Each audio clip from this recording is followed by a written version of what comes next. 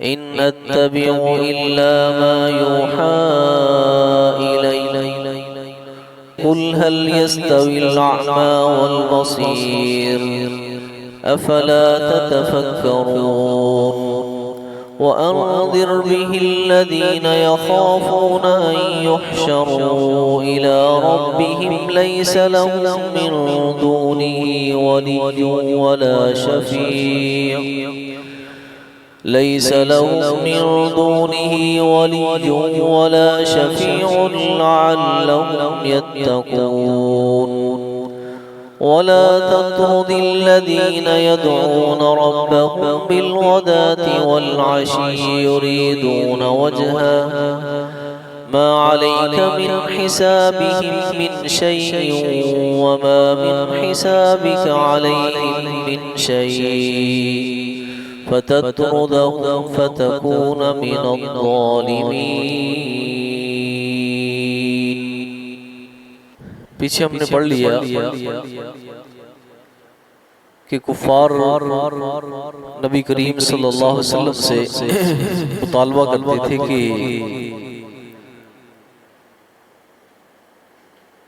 आप पर फरिश्ता क्यों नहीं नाज़िल हुआ, यानी फरिश्ता आपके साथ होता जो इस बात की मुनादी देता कि आप अल्लाह के पैगंबर हैं। और आगे सूरह बनी इसराइल में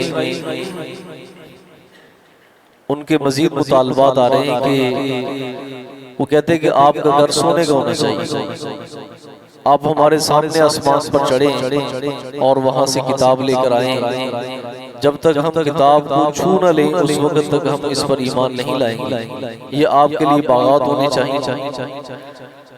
तो अल्लाह रब्बुल इज़्ज़त ने चंद एक एतराज़ों का जवाब इस आयत में दिया है। कुल, आप कह दीजिए, ला अक़ूलु लकुम इंदी ख़ज़ाइनुल्लाह, कि मैं तुम्हारे लिए बात नहीं कहता कि मेरे पास अल्लाह के खजाने हैं, मेरे पास अल्लाह के खजाने हैं, ये बात मैं नहीं कहता। कौन हुक्म दे रहे हैं? अल्लाह खालिक़ कायनात कि आप इनसे कह दीजिए कि ला अक़ूलु लकुम, मैं तुमसे ये बात नहीं कहता कि इंदी खज़ाइनुल्लाह, कि मेरे पास अल्लाह के खजाने हैं। तो शाह अब्दुल कादिर रहमतुल्लाह फरमाते हैं कि जो शख्स ये दावा करे ना कि मुझे फलां पीर ने या फलां ने मुझे खजाने दिए, उसने अल्लाह की जात के साथ शिर्क। खजाने किसके पास है? अल्लाह के पास। वलिल्लाहि खज़ाइनुस समावाति वल अर्ज़, कि अल्लाह ही के लिए ज़मीन और आसमान के क्या है? खजाने हैं। तो आप इनसे कह दीजिए कि मैं तुम्हें ये बात नहीं कहता कि मेरे पास क्या है? अल्लाह के खजाने। नंबर एक। नंबर दो, वला अअलमुल गैब, आप इनसे ये भी कह दो कि मैं गैब को नहीं जानता। यहाँ पर जो ना वो लोगों का ये तसव्वुर है, नौज़ुबिल्लाह, नबी करीम सल्लल्लाहु अलैहि वसल्लम तो दूर जना बहुत जना बड़ी बात है। आम पीरों फकीरों के बारे में भी क्या है, ये तसव्वुर पाया जाता है कि ये भी गैब जानते हैं। ये सब हमारे हालात से क्या है? वाकिफ। तो अल्लाह खालिक़ कायनात तो अपने प्यारे पैगंबर सल्लल्लाहु अलैहि वसल्लम से इस बात की नफी कर रहे हैं कि आप इनसे कह दो कि मैं गैब की बातों को नहीं जानता, मैं गैब की बातों को नहीं जानता। और गैब होता क्या है? गैब ये है कि आप ऐसी चीज के बारे में खबर दें, ठीक है, जो चीज आपको किसी ने बताई ना हो, ना आपने उस चीज को छुआ हो, ना आपने उस चीज को देखा हो, ना ही आप किसी हिस्स ने उसका तकाजा करके उसको जांचा हो, फिर आप खबर दें कि ऐसे हो जाएगा, फलां जगह पर ये चीज मौजूद है, ठीक है, तो इसे गैब कहते हैं। वल्ला युद्रकु बिल हिस्स वला यक्तज़ी बदाहतुल अक़ल, कि इंसान किसी चीज को महसूस किए बगैर, ठीक है, इंसान ये खबर दे दे कि ये फलां चीज ऐसे है तो ये गैब है, लेकिन जब किसी ने बता दिया वो गैब रहता नहीं है। अल्लाह खालिक कायनात ने अपने प्यारे पैगंबर सल्लल्लाहु अलैहि वसल्लम को हर चीज वही के जरिए बताई, वही के जरिए बताई। और जब आपको वही के जरिए वो चीज बता दी गई तो वो हुजूर के लिए वो गैब नहीं रहा, वो क्या है, गैब नहीं रहा, क्योंकि अल्लाह ने बता दिया। अब नबी करीम सल्लल्लाहु अलैहि वसल्लम ने जो पेशीगोइयां दी हैं कि क़यामत के करीब ऐसे होगा, ऐसे होगा, ऐसे होगा, ये किसके जरिए बताई है, वही के जरिए। अल्लाह ताला ने वही फरमाई और नबी रहमत सल्लल्लाहु अलैहि वसल्लम ने अपनी उम्मत को बता दिया। ठीक है, अल्लाहु वमा यंतिकु अनिल हवा इन हुवा इल्ला वह्युन यूहा। तो ये भी शिर्क है कि जिस आदमी का ये अकीदा हो कि नबी करीम सल्लल्लाहु अलैहि वसल्लम गैब को जानते हैं, उस आदमी ने भी शिर्क। कुरान मजीद ने दूसरे मकाम पे फरमाया सूरह आराफ में कि ए प्यारे पैगंबर सल्लल्लाहु आप कह दीजिए लो कुन्तु आलमुल गैब, अगर मैं गैब जानता होता लस्तकसरतु मिनल खैर, मैं ढेरों भलाइयां जमा कर लेता, वमा मस्सनी अस्सू, और मुझे कोई तकलीफ न पहुंचती। और मैंने आपके सामने वो मिसाल अर्ज की थी कि एक कबीला आया और उसने आकर नबी अलैहिस्सलाम से कहा कि हमारे सब लोग मुसलमान हो गए, हमें कारियों की जरूरत है। तो नबी करीम सल्लल्लाहु अलैहि वसल्लम ने क्या कर दिया, 70 कुर्रा उनके साथ भेजे और उन्होंने उनको शहीद कर दिया धोखे के साथ। नौज़ बिल्लाह, अगर नबी करीम सल्लल्लाहु अलैहि वसल्लम को पता होता तो आप अपने कुर्रा को भेजते। तो फरमाया कि आप इनसे कह दीजिए अगर मैं गैब जानता होता तो मुझे कोई तकलीफ ना छूती और मैं बहुत सारी बलाइयां पहले जमा कर। तो यहाँ पर भी अल्लाह खालिक कायनात ने हुक्म दिया आप इनसे कह दीजिए वला अलमुल गैब, मैं गैब को नहीं जानता, वला अक़ूलु लकुम इन्नी मलक, और ये बात मैं तुम्हारे लिए नहीं कहता कि मैं क्या हूँ फरिश्ता। इन आना इल्ला बशरुन मिस्लुकुम, मैं तो तुम्हारी तरह एक बशर हूँ, एक इंसान हूँ। मेरे में और तुम्हारे में फर्क ये है यूहा इलैया, अल्लाह ने बेहतर वही की, वही के साथ अल्लाह ने जनाब वो जैसे कहा जाता है कि वो मोहम्मद बशर वलैसा कल बशरी वल याकूत हजर वलैसा कल हजरी, कि नबी रहमत सल्लल्लाहु अलैहि वसल्लम भी इंसान है लेकिन आम इंसानों जैसे नहीं है, बल्कि क्या है, तमाम इंसानियत के सरताज है, तमाम इंसानियत के सरताज है। जिस तरह याकूत भी पत्थर है लेकिन आम पत्थरों जैसा नहीं है, तो अल्लाह रब्बुल इज्जत ने तमाम इंसानों से अफजल बनाया, लेकिन है क्या, इंसान है। तो फरमाया आप इनसे कह दीजिए मैं फरिश्ता नहीं, मैं क्या करता हूँ, इन अत्तबिउ इल्ला मा यूहा इलैया, मैं नहीं पैरवी करता मगर उस बात की जो मेरी तरफ वही की जाती है।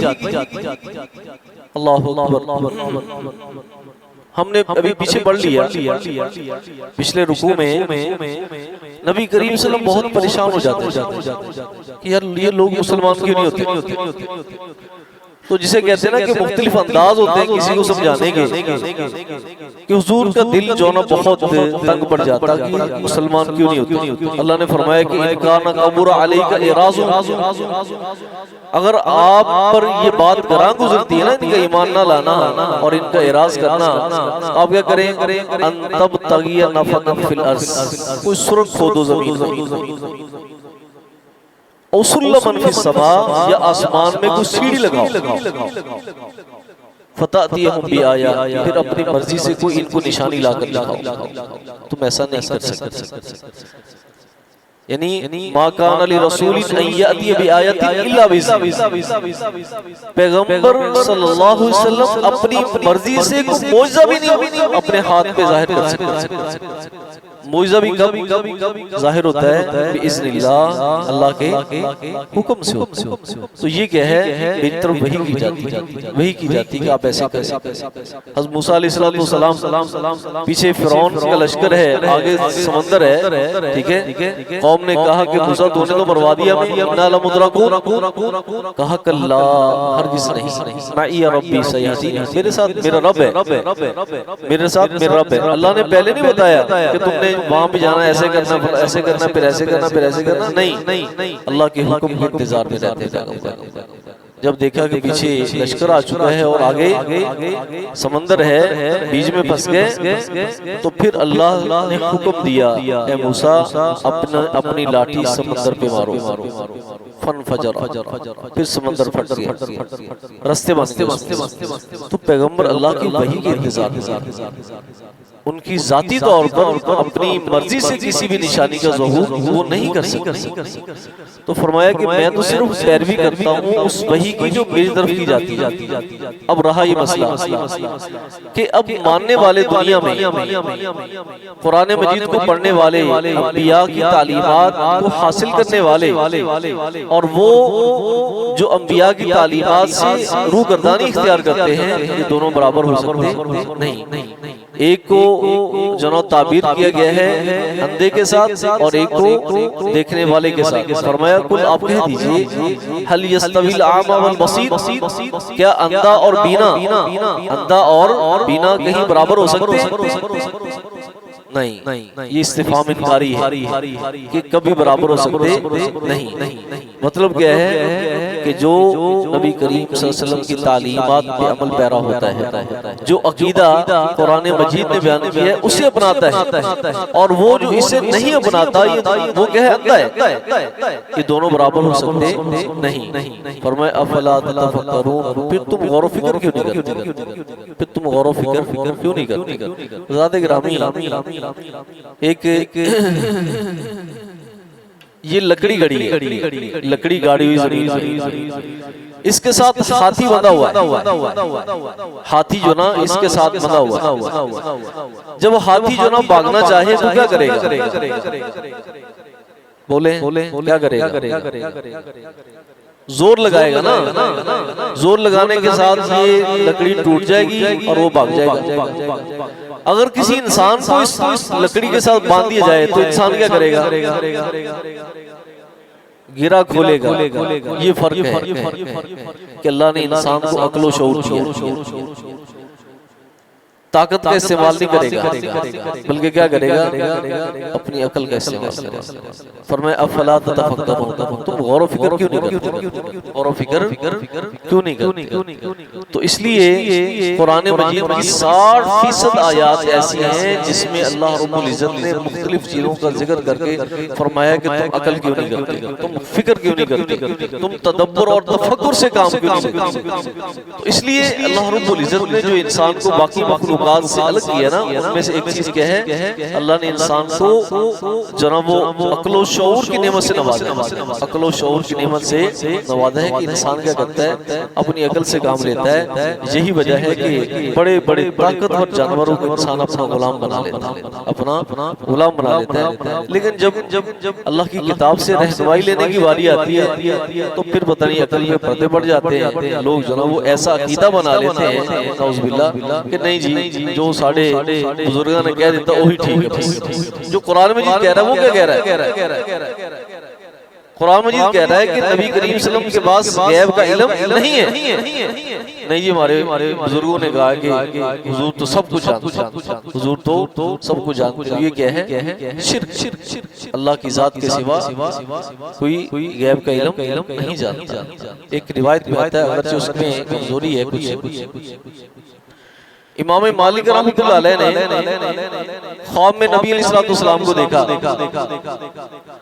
और आपसे पूछ लिया, हुजूर मेरी मौत कब आएगी, मेरी मौत कब आएगी? तो नबी करीम सल्लल्लाहु अलैहि वसल्लम ने ऐसे करके इशारा फरमाया, ऐसे यानी ऐसे पंजा दिखा दिया। ठीक है। तो उन्होंने इमाम इब्न सीरीन रहमतुल्लाह अलैह जो बहुत बड़े मुहब्बित थे ना, ताबीर ख्वाबों की ताबीर जानते, उनसे पूछा कि हुजूर ने मुझे ऐसे करके जनाब कहा है, ऐसे दिखाया मुझे, इसका मतलब क्या है? तो फरमाने लगे कि नबी करीम सल्लल्लाहु अलैहि वसल्लम आपको बताना ये चाहते हैं कि 5 चीजों का इल्म सिर्फ अल्लाह के पास है।